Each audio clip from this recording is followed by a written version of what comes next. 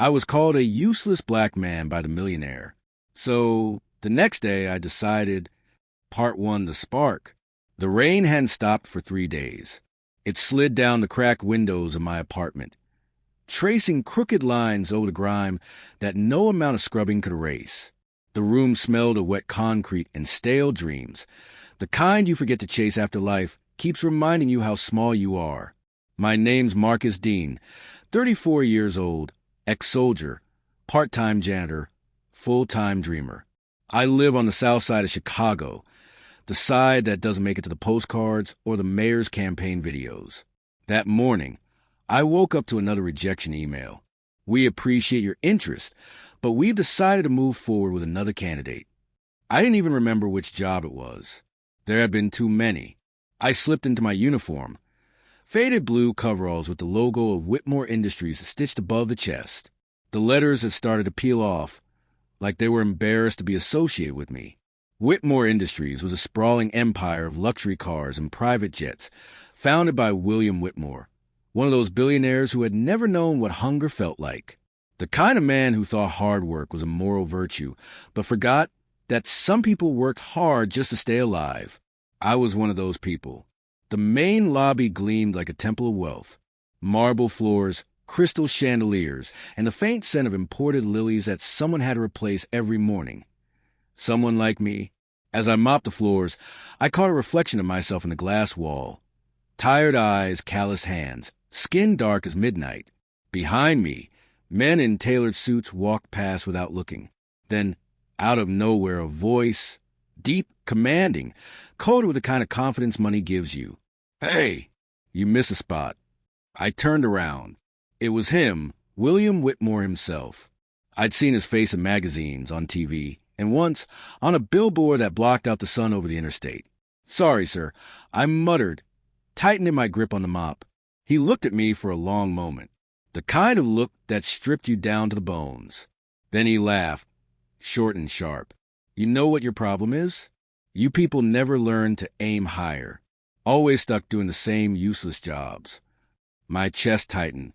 "I'm just doing what I can to survive, sir." He smirked. Survive? That's the word of the week. A man who's worth something doesn't just survive. He conquers. But I guess you wouldn't know about that, would you? The words hit harder than any punch I'd ever taken. And then he said it. "You're just another useless black man mopping floors in a place you'll never belong." Silence filled the lobby. Even the security guard stopped pretending to check his phone. I wanted to speak, to say something, anything, but all I managed was a nod. I picked up the mop and kept working while Whitmore walked away, his expensive shoes echoing off the marble like gunshots. That night, I sat in the dark, staring at the city through the rain. His words kept looping in my head, burning through the silence like acid. Useless, useless, useless. I thought about my mother, how she worked 3 jobs to raise me, how she'd whispered in my ear, "Don't let this world tell you who you are." But that night, it felt like the world had already decided. Then something inside me, something small and furious, refused to stay quiet. What if I wasn't useless? What if I could prove him wrong? Not with words, but with action. The next morning, I woke up before dawn. The city was still asleep, except for the sound of distant sirens and the hum of dreams that hadn't died yet. I pulled out an old notebook from under my bed. On the first page, I wrote 3 words in block letters. The next day, I decided. Decided what? I didn't know yet, but I knew it had to start now. Over the next few days, I started watching everything at work differently.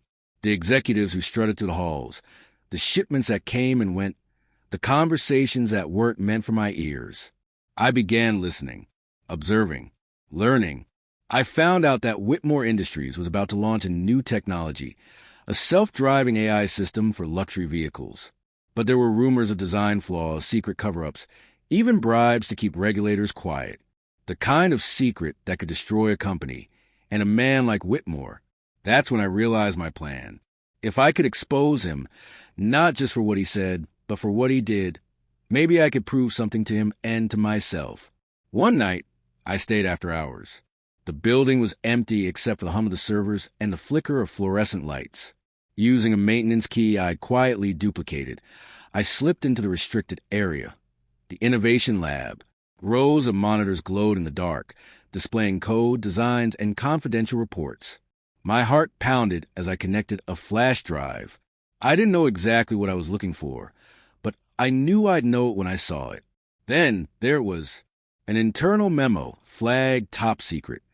It read, "The Whitmore Autonomous System is unstable. Multiple test failures suppressed. Proceed with production under NDAs. Legal team prepared to manage fallout." I stared at the screen, barely breathing. This was it, the truth that could bring him down. But just as I clicked download, I heard a sound behind me. Footsteps. Slow. Heavy. I turned. It was William Whitmore himself. He stood in the doorway, arms crossed, eyes cold as winter steel. "I wonder who'd have the nerve," he said softly. "Now I see."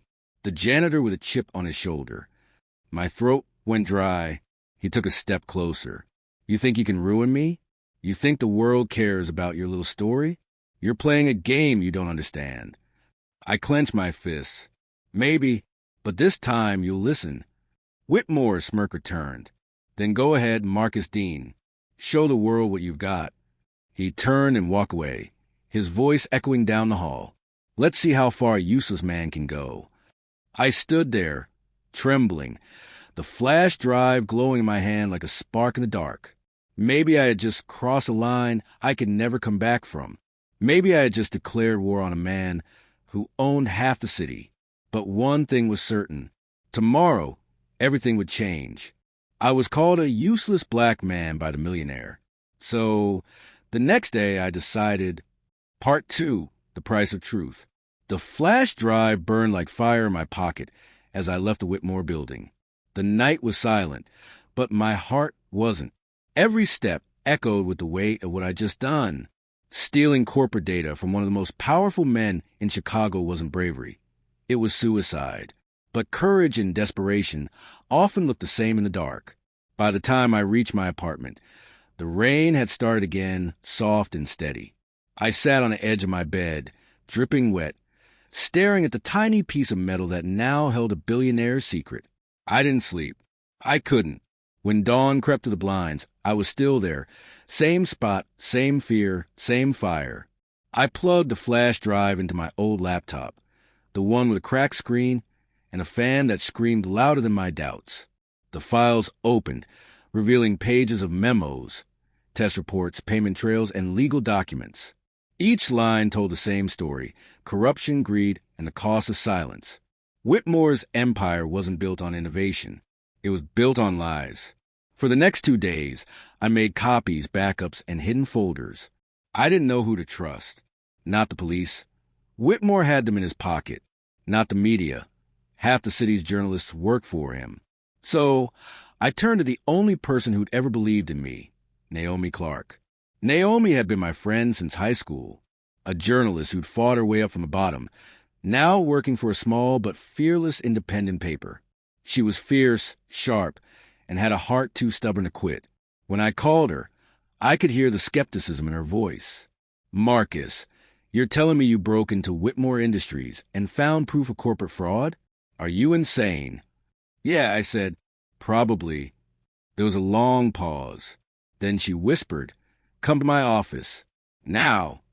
Her office was in a building that used to be a church, now a newsroom filled with tired faces and buzzing computers. Naomi was waiting for me, arms crossed, eyes blazing. "Show me what you've got." I handed her the flash drive. She plugged it in, scrolled through the files, and her expression shifted from doubt to shock. This is huge," she muttered. "If this is real, Whitmore could go down. Hard." "It's real," I said quietly. I saw it with my own eyes. She looked at me, studying my face like she was searching for cracks. "You know what happens if this gets out, right? They'll come after you. Harder than you can imagine." I nodded. "He called me useless, Naomi. I'm done being quiet." For the next week, Naomi and her team verified every file. She worked day and night, calling engineers, insiders, and even anonymous sources. Each new lead confirmed the truth. Whitmore's self-driving AI system had killed 3 test drivers during development. The company had paid off their families to keep it quiet. The deeper we dug, the darker it got. Payments to politicians, bribes to regulators, threats to whistleblowers. Whitmore Industries wasn't just corrupt, it was untouchable. Until now. On a cold Friday morning, Naomi's article went live. Headline: Expose Whitmore Industries' deadly secret. Inside the AI scandal that could change everything. It spread like wildfire. Within hours, every news outlet in Chicago was chasing the story. Stock prices plunged. Protesters gathered outside the Whitmore Tower. For the first time, the man who'd called me useless had been forced into the light.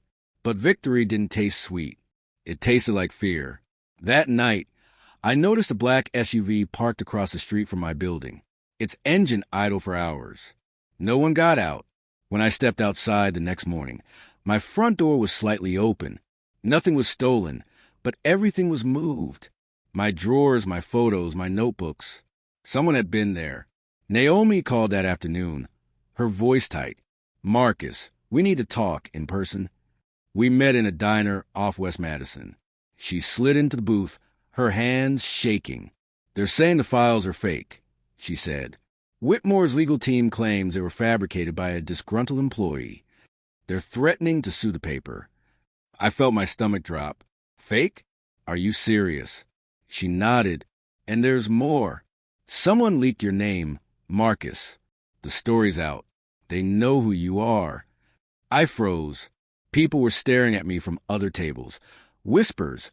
Phones lifted to take pictures. Get out of the city, Naomi whispered. Now, before it gets worse. That night, I packed what little I had into a duffel bag. I didn't know where I was going, maybe south, maybe nowhere. But as I walked down the hall toward the stairs, a shadow moved near the exit. Going somewhere, Mr. Dean? Whitmore's head of security stepped out. A man named Rourke, built like a wall, eyes cold and patient. He smiled without warmth. The boss wanted to talk. I've got nothing to say. He shrugged. Then maybe you'll want to listen. Before I could move, 2 more men appeared behind him. The next few seconds blurred. A shove, a hit, darkness swallowing the world. When I woke up, I was in an empty warehouse. My head throbbed, wrists tied to a chair. Whitmore stood in front of me, immaculate as ever. Even here, the man looked like money. I told you, he said softly. You were playing a game you don't understand. I spat blood onto the floor. You think this scares me? He crouched down, looking me in the eyes. Scare you? No, but I'm going to teach you a lesson. He nodded to Rourke, who handed him my flash drive. You see, Marcus, Whitmore said, twirling it between his fingers, truth isn't power. Control is. He leaned closer. You think people care about justice? They care about comfort. About money. You'll be a headline today, forgotten tomorrow. He stood, his voice calm. But I'll make you a deal. Walk away. Say you fabricated everything. You'll get a payout, a new life, somewhere far away. I stared up at him. You call me useless. I believed it once, but not anymore. His jaw tightened. Then you'll disappear. Hours later, they dumped me in an alley behind an abandoned hotel. My ribs hurt, my face was swollen, and my drive was gone. But as I stumbled home, every word he said burned in my mind. Truth isn't power. Control is. Maybe he was right. Maybe truth alone was enough. But I still had one thing he didn't, faith, because Naomi had made multiple backups. And I had hidden one, too. By Monday morning, new documents surfaced, this time straight from an anonymous whistleblower inside Whitmore Industries. They matched my files exactly. The public turned again. Protests doubled. The Department of Justice announced an official investigation. Whitmore's empire began to crumble. And yet, even as I watched the news from my broken window, I couldn't shake the feeling that it wasn't over. Because Whitmore wasn't a man who lost. He was a man who waited. That night, Naomi called again. Her voice trembled. Marcus, there's something you need to see. Come to the office, now. I grabbed my jacket and ran. When I got there, the newsroom was dark, papers scattered, chairs overturned. And on Naomi's desk, a single envelope, my name written on it. Inside was a photograph. Naomi tied to a chair, eyes wide with fear. And beneath it, a note written in perfect, elegant handwriting. Let's finish what we started. Tomorrow, midnight, Pier 17. My hands shook as I read the note. My pulse hammered in my ears. He had her. William Whitmore wanted me. And now, he had the only person I couldn't lose. The man who'd called me useless had just given me a reason to become unstoppable. Part 3, The Reckoning. The photo wouldn't leave my hands. Naomi tied up, terrified. And the note, let's finish what we started. Tomorrow, midnight, Pier 17. I read it a dozen times, my pulse pounding so hard it felt like thunder in my chest. Whitmore had taken the only person who'd stood beside me, and now he wanted to trade her life for silence. He'd made a mistake. He thought I was still the same man who mopped his marble floors. He didn't understand what happens when you strip a man of fear. I didn't sleep that night. I sat by the window, watching the city lights blur through the rain. Every flash of lightning painted the skyline in shades of vengeance. I kept thinking about everything that led here, every insult, every humiliation, every door that slammed in my face. All of it had forged something inside me, something I didn't recognize anymore. By dawn, I had a plan. The first thing I did was call in a favor. Back when I was in the Army, I'd saved a man's life. Darius Cole, a quiet tech specialist with a knack for hacking anything that had a circuit. We hadn't spoken in years, but when I told him Naomi was missing and Whitmore was behind it, he didn't hesitate. Send me everything you've got, Darius said. Pier 17, huh? That's his private dock. High security, off-grid communications. You'll need more than courage to walk in there. I've got that too, I said. By nightfall, I was ready. Black hoodie, dark jeans, gloves. I packed nothing but a phone, a small recorder, and a knife. Not because I wanted violence, but because I wasn't leaving without her. Darius had sent me blueprints of the dock. 2 warehouses, a private yacht, and 6 armed guards on rotation. Cameras everywhere, except for one blind spot near the loading crates. That's where I'd get in. The city was silent when I reached the pier. A thick fog rolled off Lake Michigan, swallowing everything in its path. The air smelled of salt, oil, and danger. I crouched behind a stack of containers and waited, counting footsteps, memorizing patrols. My heart pounded in rhythm with the waves, slapping the dock. Then I moved, sliding between shadows. I made my way toward the main warehouse. Voices echoed faintly, low, cold, familiar. Whitmore. I crept closer until I could see through a crack in the wall. Naomi sat tied to a chair in the center of the room, a single bulb swinging overhead.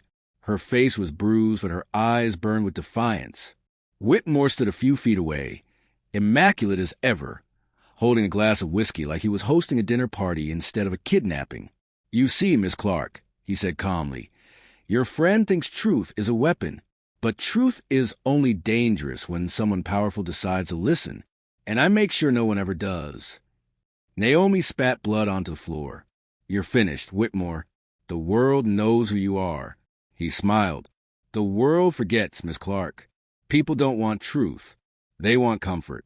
By next week, they'll move on, and your little hero will be a ghost. My fists clenched. I stepped back, forcing myself to breathe. I had to be smart, not reckless. Darius' voice buzzed in my ear through the small earpiece I wore. Cameras looping. You're clear to move, but you've got 5 minutes before they notice. Copy. I slipped through a side door, silent as breath. The floorboards creaked under my boots. When I was close enough, I whispered, Naomi. Her head snapped up. Our eyes met. Relief flooded her face, but she didn't speak. Whitmore turned slightly, sensing movement. Rourke, check the door. The security chief moved toward me, gun drawn. I waited until he was close, then stepped from the shadows, grabbing his wrist and slamming his arm against the wall. The gun clattered to the floor. 2 punches, one to the throat, one to the ribs, and he went down hard. Whitmore's eyes widened. Mr. Dean, he said, his voice calm but strained. You just don't know when to quit. I picked up the gun and pointed it at him. Let her go. He chuckled. And if I don't? I stepped forward, the gun steady in my hand. Then I make sure you never hurt anyone again. For the first time, I saw something crack in his perfect composure.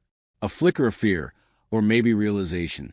He gestured slightly, and one of his men moved behind Naomi, holding a knife to her throat. You think this is a movie, Marcus? Whitmore sneered. You think you're the hero? I swallowed hard, my voice low. No, I'm the consequence. He smiled thinly. You won't pull that trigger. Men like you never do. I took another step forward, closing the distance. The air between us felt heavy, electric, like the moment before lightning strikes. I'm not the same man you insulted in that lobby. I said, you built your empire on people like me, the ones you called useless. But here's the truth you never understood. You can't build anything without us. Whitmore's jaw tightened. You don't have the power to stop me. Maybe not alone, I said, but you made one mistake. He frowned. And what's that? I pulled a small device from my pocket. The recorder had been on the whole time. You forgot to stop talking. Whitmore's expression changed instantly.